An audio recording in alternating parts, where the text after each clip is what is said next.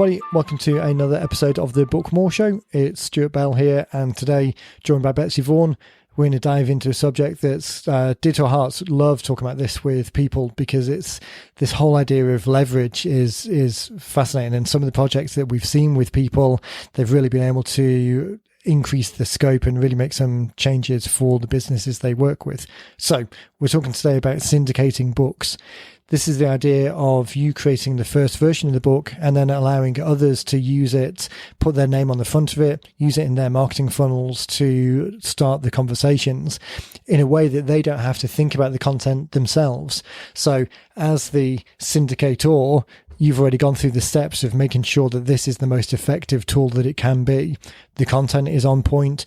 The type of person that you're targeting is on point. The call to action is dialed in. Now, allowing other people to use it means that they can benefit from this and really start conversations. Now, obviously, this isn't something that you're going to sell to every man on the street, but this is really for people who are influenced by your way of thinking. So it could be either people that work with you, people that you work with, organizations, coaching organizations that you run, networking groups that you run, or people who you do marketing for. You haven't gone through all of the effort to set it up. This isn't something that they're necessarily going to think to do themselves, either because there's no interest or it's just not an idea that they've had, but allowing them to leverage your content and you being able to charge accordingly for that really means that they get a great product and tool and marketing asset that starts conversations, and you obviously get to charge the appropriate amount of money for providing that service for them. So great conversation. We go through a number of different types of examples, and again mention at the end that if you've got a project like this in mind, or if this has sparked some interest, then for sure reach out to us at hello@90minutebooks.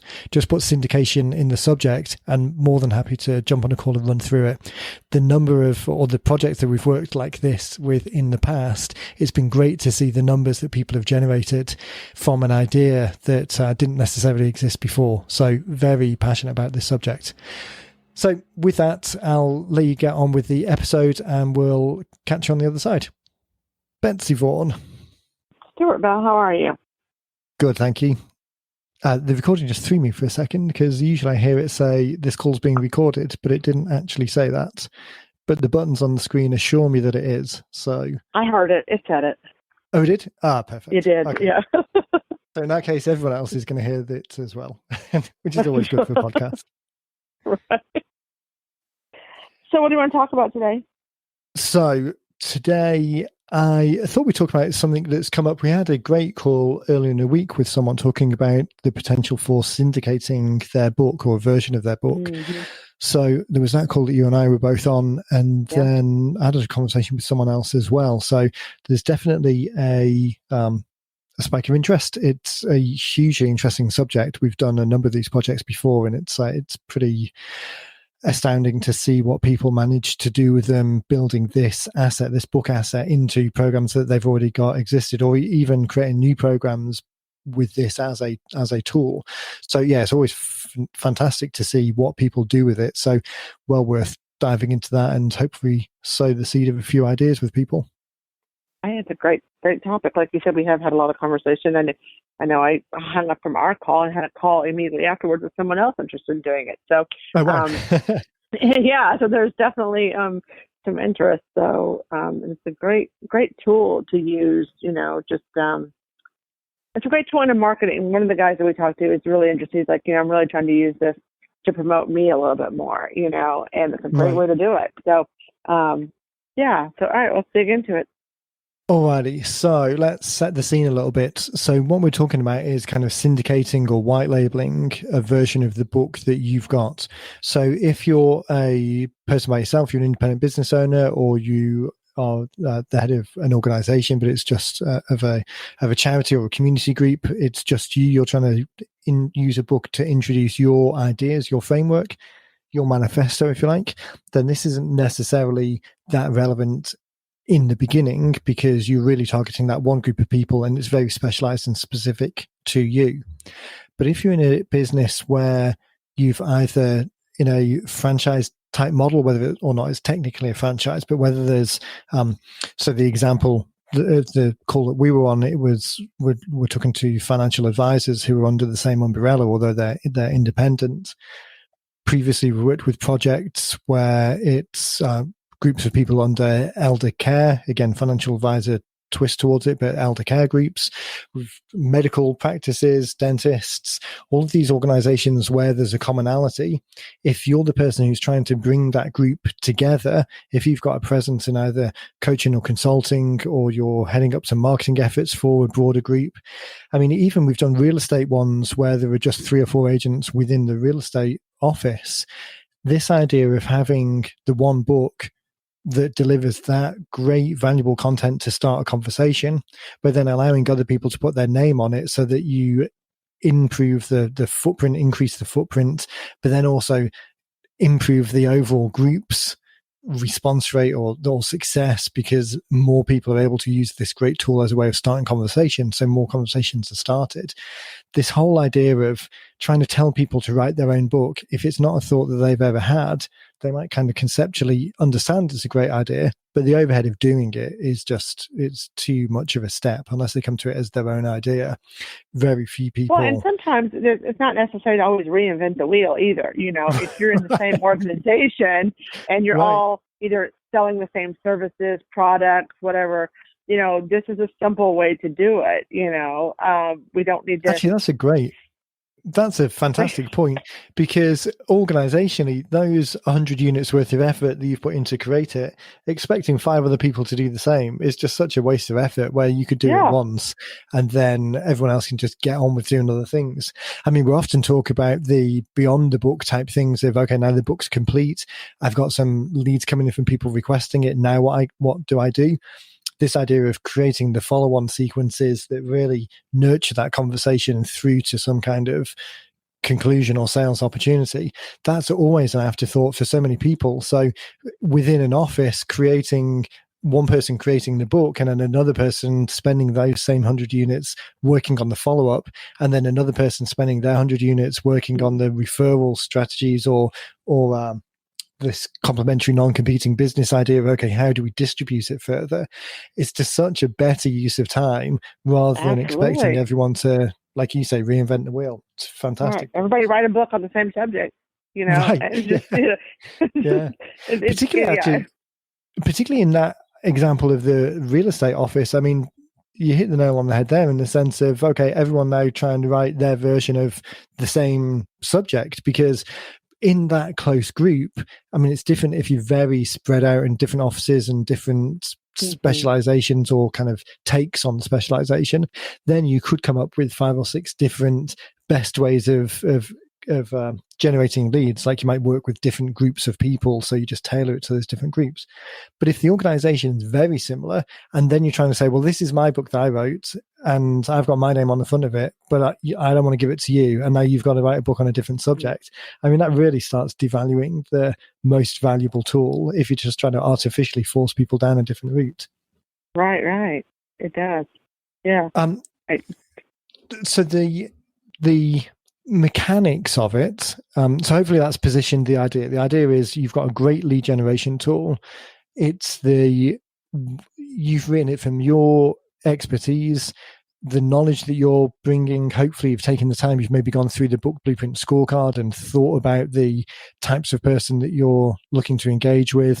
What are their main pressing questions? How are they starting the conversation? How can you add value to them? So hopefully you've gone through all of these exercises, so you've got the one thing that provides the great value. The next steps, the call to action, this minimum viable commitment call to action on the back. Hopefully, again, you've had time to kind of refine that and think, okay, of all of the people who are going to read this, there are going to be very hot prospects who are ready to go now. So what opportunity do I give them to raise their hand to actually get started? There's going to be some people who aren't quite ready yet, but maybe they're going to be, the time is going to be right for them in the next 3 to 6 months. So what things can I give them to encourage them to move down that journey faster? Or if they're moving at their own pace, then stay front of mind until today is the day for them. And then there are going to be people who are just tire kickers and they're well away from their 18 months out, but they know they're broadly interested. They're just not in a position for whatever reason to be there now. So, I mean, let's stick with realtors as the example. That might be people who are thinking about moving into the area as an aspirational thing when their next job move comes up, or when the kids leave home, or when they've got a certain amount of equity in their property. These people who are 18 months out, what steps do we have in place where we can stay in touch with them for the long haul, for the long duration, and kind of build that relationship over time? I might have told the story before, but I know I've told it in other places, and Dean often refers to it as well. But if we talked about the real estate, the real estate call that happened up in north of Gloucester, Cape Ann, up north of Boston, there's Kenny McCarthy's. Yeah, I mean, I've heard it. I don't know if our listeners have heard it, but I know it. But it's a great example, So this idea of staying in for the long haul, we often talk about. Dean's talked about the.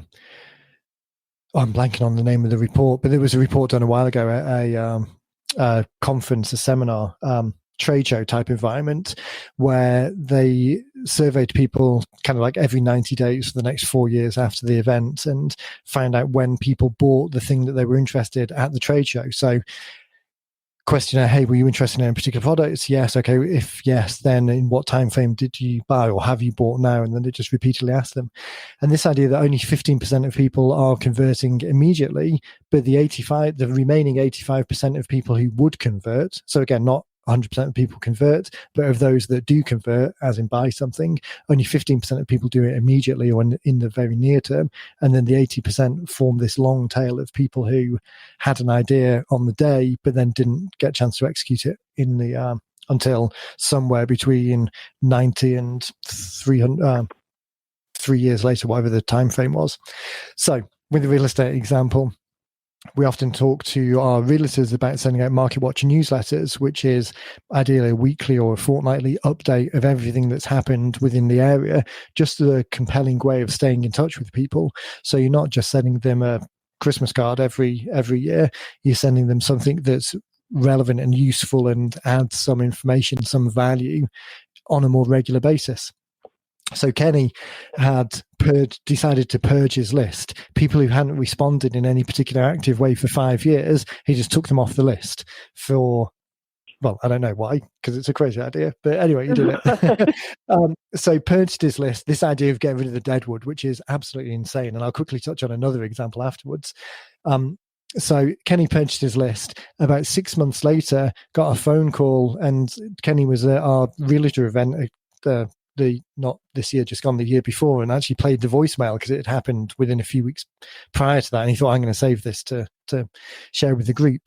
So played a voicemail, and the message was from a guy phoning up and saying, hey, hopefully this is Kenny. I'm not sure what happened. We must have fallen off. For some reason, we stopped getting your mailings come through. So we'd always had some great information in that, looked forward to it. Anyway, we're now ready to sell 2 of our properties. Actually, I hope this is your number because I couldn't find it. So I had to phone another realtor in Cape Ann and ask them for your number so that I could call you to list these 2 properties. So, I mean, as an idea, as a principle, that you don't know where people are on their journey. And if you're continuing to deliver, never make an assumption on their behalf. If you're continuing to stay in front of them with valuable information, even if they're not engaging it because today isn't the day for them, the day that today is their day, if you're no longer front and center in their mind, then they're going to go somewhere else, or they're going to have to jump through hoops. I mean, you can imagine that for every one person at that client who does take the effort to phone around and desperately dig out Kenny's number, there's another 4 or 5 that just never bothered because, we're ready to list now. Let's phone Kenny. Oh, where's that mailing? Who was that? Yeah, exactly. Yeah. I don't know. It must be around here somewhere. We'll keep looking for it. And then, can't find it. Let's go somewhere else. That is such a great story. I mean, just to think that this person, all these years were getting this and they stopped. Yeah. And I mean, it really is. And I will tell you that, and I've shared this, I think, before, in my previous industry, it was sort of I was always in a sense of people urgency. So people wanted where I was and what I was doing, and they wanted it right now because children were involved. And so when I came onto this organization, it was like, it was hard for me to think, like, why are they coming right on? This is so great, and this is a great thing that we do here, and why aren't they, And then as I got further into it, and it's so funny now to me that happens all the time, that either I can have a conversation with someone and I go back and look at my notes, like 2016, and it's 2020, and I can go back and remember, we spoke. I remember we talked here today, and they said the same thing, like, I've been on your mailing list, and I get Dean's emails and Stuart's emails every week or 3 times a week or whatever, and I'm finally ready, And so that was something I had to learn, for me, but watching it still happen, and I still chuckle, just like the Kenny story. I still chuckle, like, you've been thinking about this for 4 years, and now you're finally here, crazy, So yeah, it is. So you said, don't. There's no need to purge. Just keep saying, if they don't want to be there, don't get off your list themselves. Yeah, but I'm sure I've mentioned this before as well, but there's a book called One Back Selling by a guy called Michael Hewitt Gleason, I think. The book, I'm thinking it's out of print, but you can maybe Google around for a PDF version of it online. So he's an Australian academic, has worked a lot with sales teams and sales team sizing and making the effectiveness of sales teams. And his point is that you can never close a sale. The power of closing is always in the other person's hand. So for us, we kind of reword that slightly to say, we never know when today's the day. Choosing what day is the day, whether it's their day, is always in their hands. So do whatever you can to present the closing opportunities, present the opportunity for the day to be today for them, or today to be the day for them, whichever way around it is. Just keep putting those opportunities out. Kind of got a bit sidetracked there with a non-syndicated book point, but very important point nonetheless. And hopefully, having gone through this exercise once to make sure that all of these elements are covered, that the scorecard, your score for your book is as high as it can possibly be because you've considered all of these elements to make it as effective as possible, then syndicating that to the other people is going to make all of that effort just scale all of that effort that you've put into it and get it in front of more people and be more, make the organization more successful. If it's not this kind of small office example of the realtors, if that's not your situation, but you have influence with other groups, so either you run and do either marketing or coaching for other organizations, or you've got an opportunity to sell your ideas on how they could be more successful to groups within the same industry, then this applies exactly the same. So the end asset is something that we've got created. We've got the words on a page formatted into a book. We've got a back cover, a place to send people, some steps that cover as many groups as possible. Then for syndication, you're really only looking at what are the variables, what are the elements that you need to change in order to make it valid for the other people.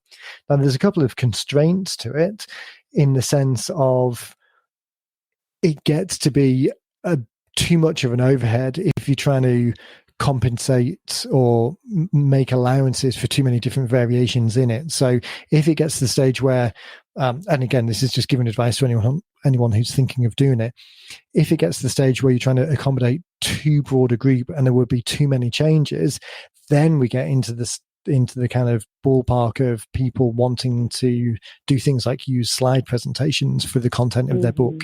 Or someone I was talking to yesterday had an example of a competitor's book, but it was actually just made up of podcast episodes that they'd done, and then they just added an intro on the front of it, which his comments at the time were, great that they got it out there, but this book isn't really doing that much because it's in the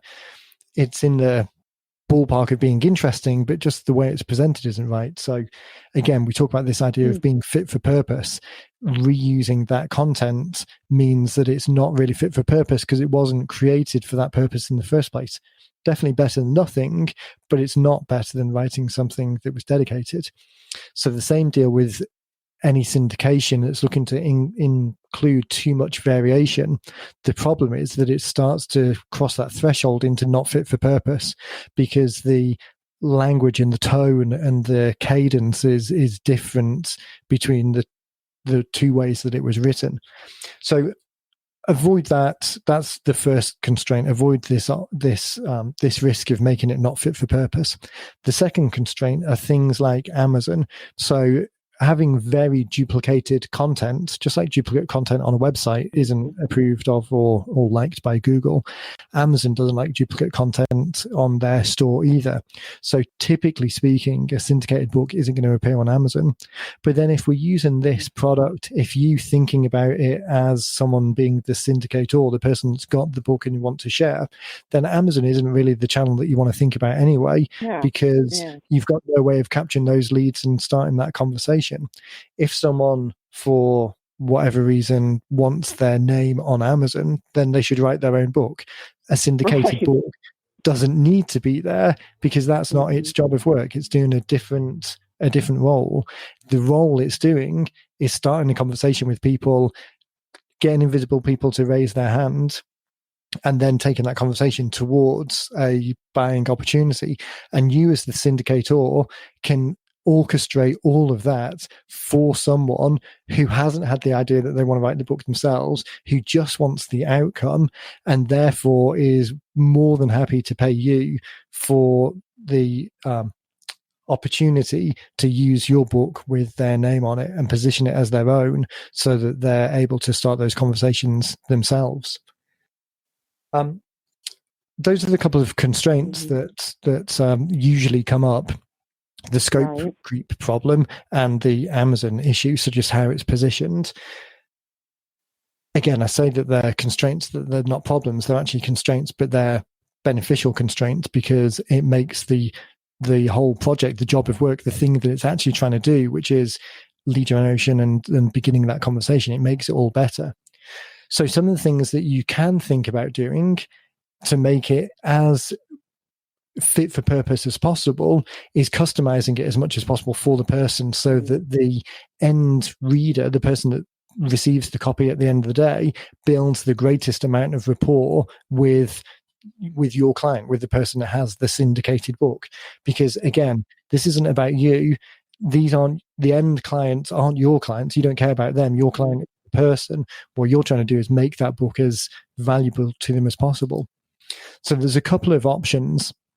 And I know I'm blasting through these quite quickly. I mean, obviously, if anyone wants to talk about this more in depth and go into nuance of your own project, then just reach out to us at hello@90minutebooks and just put syndication in the subject, and we can have a detailed conversation with you about your project. But hopefully this has given some context to how the project might work. So that idea, or this idea of you making it as valuable as possible and it not being about you, are things like whose name appears on the front of the book. So we've had some white label projects where people have been desperate to keep their own name on it and have just wanted to have a forward by the other person. Well, that's fine, because at the end of the day, you wrote it. But really, who cares? This isn't about positioning you as a forwarder. This is about positioning them. So if you're trying to make it as valuable as possible to them, why the heck does your name need to be on it? Obviously, there's some edge cases or some specific uses where that is important for one reason or another, but generally speaking, it's not, and it comes from a position of vanity that you want to keep your name on it because you did all the work. Well, you did do all the work, but you're expecting them to pay you for it, so take your name off the front and put their name on. This idea of a forward versus an introduction chapter, forward by such and such client, again, not terrible, but much better to have an introduction by the person. The exact same words can be there. They can position themselves in the sense of, hey, I wanted to get this book in your hands because we're super passionate about this subject. Our clients are the most important to us, and the well-being and how we've developed this program over time and how we interact with you means that we are able to create much more of a relationship. All of these words that set that rapport building, start the relationship that they've got with their end customers in the best possible way, kind of position themselves today and how the relationship will go forwards. That's much better than just a forward saying the same thing, or even just doing an introductory chapter where it talks about, I've been in business for 20 years, I'm the best person around, you need to read this book because I'm an authority. And again, just as it's not about you as the syndicator, to a certain degree, it's not entirely about them as the syndicatee. I'm not even sure that these are real words, but anyway, that's a real word. with their name on the front, it's really about the end customer and fixing the problem for them. So an introduction that positions why the person is passionate about their business and passionate about helping them, and why they're passionate about helping them in this particular framework, is the best type of introduction chapter that allows them to kind of refine or put a stake in the ground as far as the relationship goes with the client. A couple of easy ones to then look at as far as the syndication project goes are the cover. I mean, depending on where the geographic spread of your people are and the likelihood of two end customers seeing the same book, which for 99% of business out there is tiny. The likelihood of two people seeing the same book, even in a relatively small area, it's surprisingly small. So having the same cover is the most straightforward way of doing it.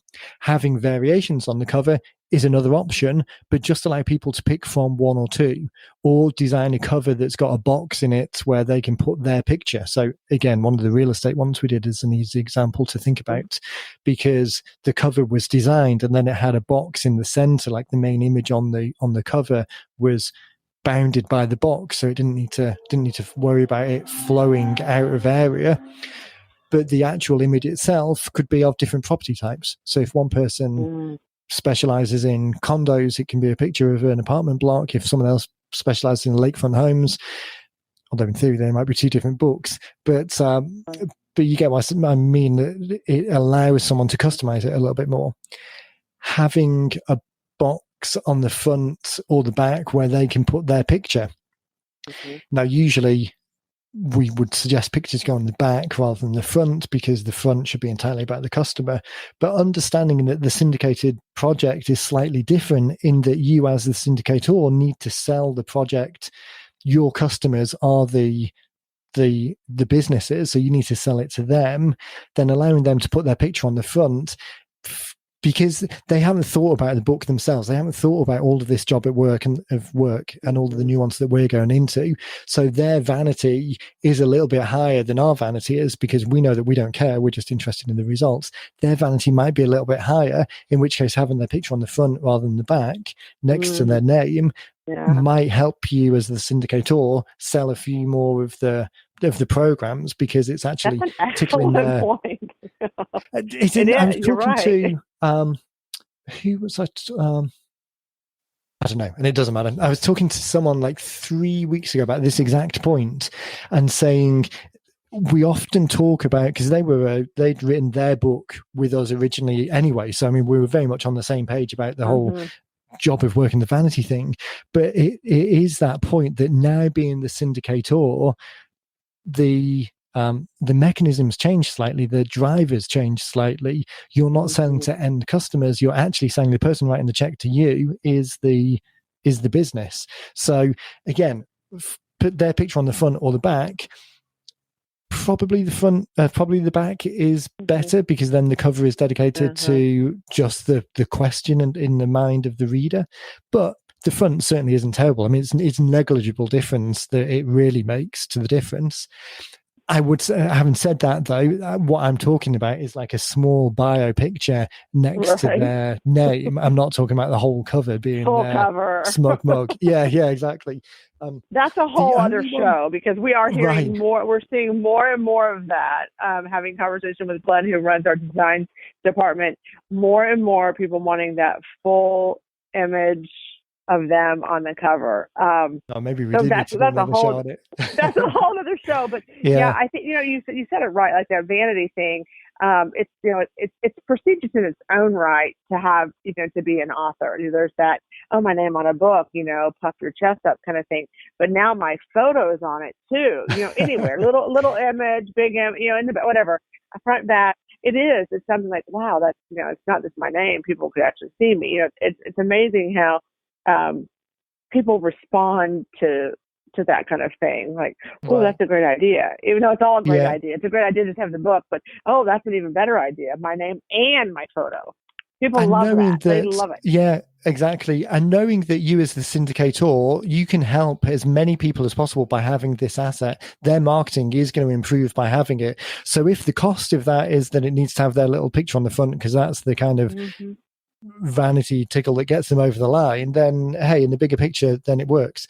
I tell you, unless you're on the whole vanity element of having your face front and center and big, the only time that I've ever really seen it work well with the cover and the title is we did a book a couple of years ago called Creating Presence, and the author's photo was on the front, but given that the whole book, the whole premise of the book was around presence, and this photo was professionally taken, it was some images that he already had, so we went through a couple of them to find the right one, but that backed up the subject, and that I think is about the only time where I've really seen this connection between the cover and someone's full face. Now that's different. I mean, if it's a celebrity book and the book is about you, then obviously that's different again. I mean, the book is you, so why not? But for the majority of people, that's not the case. It's not. I was thinking no matter how we have a famous you think you are, celebrity. Yeah, we have a celebrity type right now we're working with, and that's the plan with his book is, and he came on board a while ago and got stalled out, but that's what he and Glenn discussed, was full shot of him with all of his trophies and awards and that kind of thing. So I'm, so you can pick. That's exactly what I picture when you think of a full. You think of somebody that is sort of more well known, and But those that are not well known do it too, Stuart. Yeah, exactly. And even in that example, I mean, I'm not going to go into too many details because it's not done yet. So don't want to kind of. I'm not going to talk about it too much until it's completed. But even that example, the person themselves is very famous, but they're moving into a different world. So a lot of the content is about the person, and I think that's why we landed in that direction, because there is a definite tie. But you could absolutely see an equal scenario where the book that they were writing in the new world, in their new it's difficult being so ambiguous, but the book that they're writing in a different world than what they're famous for, then the end customer of the reader, should be reading it because they want the solution that's promised by the service that's now being offered, not just because it's being offered by it's him, right?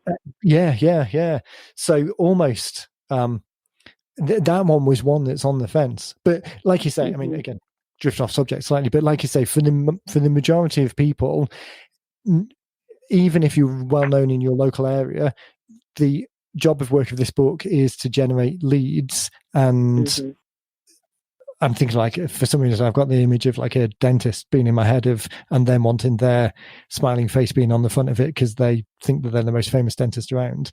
But I mean, even in that case, the Perfect Smile book and having, if we've got a book called The Perfect Smile, I'm not picking on that one particularly, it's just what sprang to mind. So the Perfect Smile book that you're syndicating for dentists in the area, having a big smiling person with perfect set of teeth and then a small image of the author is going to be far more effective than having a big image of the dentist in his practice looking all, even if it was professionally taken, because the customer doesn't care at the end of the day.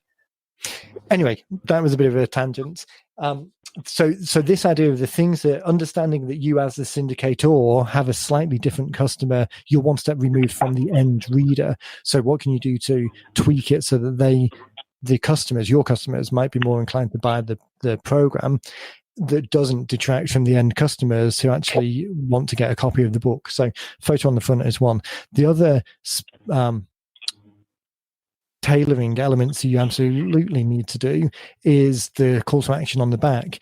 Now, hopefully, as I said, you've gone through the process of defining the best call to action. So having something on there that caters for people who aren't ready to go today, those that are broadly interested but aren't ready to pull the trigger, so they need more information specifically on the path, and then those that are ready to go now. So including contact details in the best way for the end customers is absolutely something that you want to include, but also tailoring the next step so that it does the best job for them to be able to tick those other two boxes. So it's obviously you'd want to put their phone number and email address on there. But what's less obvious is if your first step for those people who are just tire kickers, for want of a nicer term, of having a link on there saying visit our website to discover more videos talking about this subject, then providing those videos to the people so that they can put it on their website and still have that discover more option, when in all honesty they're not likely to have those videos themselves. Some people will, some people won't, obviously, but a lot of people who are buying this white label project from you, marketing maybe isn't the top of their list, so they're quite often not going to have these I need a different name than tire kicker, but these kind of broadly interested quite people, providing content to them so that there's still the opportunity to include that list. Make sure that you consider things like that. The second step, we often include things or suggest things like assessments or scorecards or checklists, all of these types of things where people can raise their hand as being more interested, as being closer to buying, but they're just still in an information gathering stage. Providing that to your end clients so that, again, you can have that same call to action. What I would suggest avoiding is allowing the clients to write whatever back cover copy they want, because unless they've got a very clear idea of how their own version moves the conversation forward, what you'll end up with is just people writing on the back about, again, it'll just turn into a bio puff piece on how good they are, because that's what people see on a lot of traditional books. They just see bio type things because those books, the book is the product, not the conversation is the product. So then talking about bios as well, and again, going back to this idea of kind of tickling people's interest so that they get on board with the project that will serve them well, by all means include a bio page, but put it as the last section, the last part, the last chapter of the book itself, rather than trying to put that at the front or distract people with it as a call to action on the back. And then the last point then, because I'm conscious that we're running on time and I'm running out of voice, is this idea of how it's delivered. So we talk a lot about the digital versions and the physical versions and using them in different ways. So here for the end clients, it should be thought about in the same way. The digital version is a very good, effective, scalable way of delivering something at a low cost to people. So it's got an economy of scale there. The physical version has a presence to it, has an element of reciprocity to it. So as the syndicator, you've got the opportunity to potentially increase if books cost $2.50 to manufacture, you've got the opportunity to sell them for add a markup, add an element to the physical books. For the program, you might change it so that it's a subscription type model, so that you're not trying to make money on the actual book sales. Instead, the individual people who buy the program are allowed to continue to use it as long as they're members of the program. So it's a value add to an ongoing subscription model where you can give people a more compelling reason to stay part of the program because they've got this very compelling asset that they can use. The email follow-up sequences. So in the digital sense, we talk about these kind of emails that follow up from the initial delivery. So very often, well, always we talk about the initial email of delivering the book and then a follow-up email the next day asking that type of spear question to try and elicit the conversation with people. But if people are in a subscription model with you, then you can provide ongoing information or ongoing autoresponder sequences or this broadcast message to get these, like we had the example we had with Kenny of sending the market watch. You as the program owner can deliver people that monthly broadcast content that they can send out to the people who are on their list. All of these ways that the book itself, your syndicated book, is the reason that they get people on the list in the first place. But then what can you do as the program owner to keep delivering that value over time, to keep people subscribed? Again, particularly in the subscription model. It's a bit different if you're trying to sell it as a one-off. The one-off model that we've seen work very well with people is this kind of shock and awe type package of adding in additional assets up front. So not only is it the book, but you also deliver other people other things there and then at the point of purchase, if you like, as a one-off activity. So you're not tying yourself into ongoing commitments, but then that's the balance within your own program of whether you prefer one-time payments or subscription type payments. The last one to mention, which I'd actually forgotten about, although it came back to me talking about that one example, is testimonials. So testimonials are a compelling way to demonstrate to people the value of the product. So again, sticking with the realtor or the dentist example, you creating the syndicated book, allowing people to have their name on the front, their details on the back of where to go, their introduction chapter that is tailored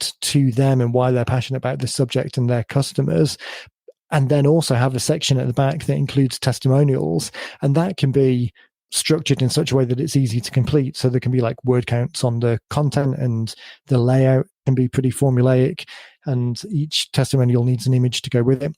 But looking at things to add to the book that again make it more customizable for the individual, then that's another way of really leveraging this syndicated content of the book itself, but also allowing it to feel very customized for the person and be very, for the business, and be very compelling for the end reader to then take that next step that we've orchestrated on the back cover for them. That's a great idea, because I think sometimes we don't think about testimonials after someone has printed their book and they come back and want to do a second version of their book and don't want to add it. But adding that right away with that, I'm specifically thinking about the gentleman I spoke to because of how he's wanting to sell, this syndication book, and for a significant amount of, money. And so I think he's trying to find the most value. And I think, again, it speaks to vanity, the ego, all the things you can offer. And having a testimonial page, that's such a great idea for those that are looking for just a little bit more, value, if you will. So I'm going to suggest that to him as well. Yeah, absolutely. And let's catch up once we've done recording, because we've got, across all of the examples that we've done, there's a big number of variations within the kind of syndication world, going from customers that we've worked with that want to syndicate just almost like a minimum viable product, this very small, effective but quick to market, low cost version, all the way up to very big and expensive packages that are being sold kind of in like the $15,000 range, where they're building something into the syndicated world that is very comprehensive. So let's you and I talk about it separately, but just as you're listening to this, if you've got an idea of, okay, I've got a book already created, or I've got an idea for the book, I've got a group of people anywhere from 50 to 5,000 who would be interested in selling this, then definitely reach out to us at hello@90minutebooks, and again, just put syndication at the top and we can jump on a call to talk through the ideas, because across all of the clients that we've worked with, there's some really interesting ways of, at the end of the day, as much effort and value as you want to bring to it, we can create a product that lives up to that. So there's many examples of adding other things to it that will increase that perceived value, both to the syndicatees who you're actually selling it to, and then to the end customers as well, in this kind of sense of creating an automated, an orchestrated rather tool for them that's very effective. So it really does span the width of something very quick to market that just gets the job done, through to something that's very impressive and part of a much bigger project with many more assets and things being included in it. So for sure, if as you're listening to this and you've got this idea in mind, just reach out and we can jump on a call and run through some options. Cool.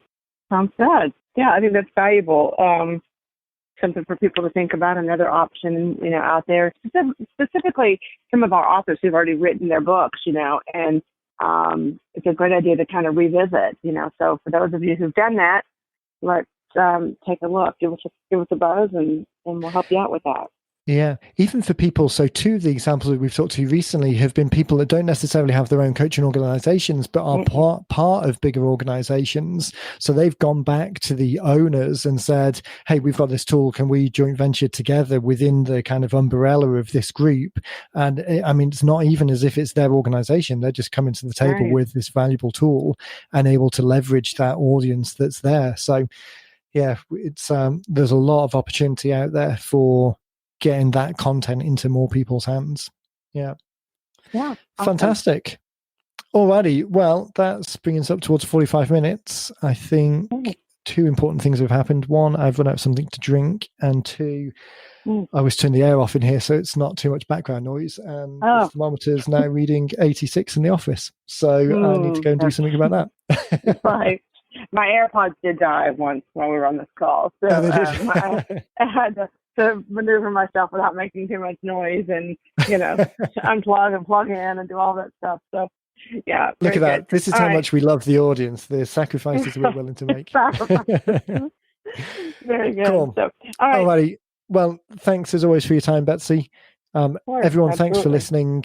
As we said, head over to 90minutebooks.com/podcast to check out the show notes. Drop us an email at support@90minutebooks. All support. hello@90minutebooks. If you've got any questions on syndicating your book, even if it's just like early days and you kind of spitball an idea, give us a shout. Always enjoy talking about this type of thing. And with that, thank you. Have a safe weekend, everyone, and we will catch you in the next one.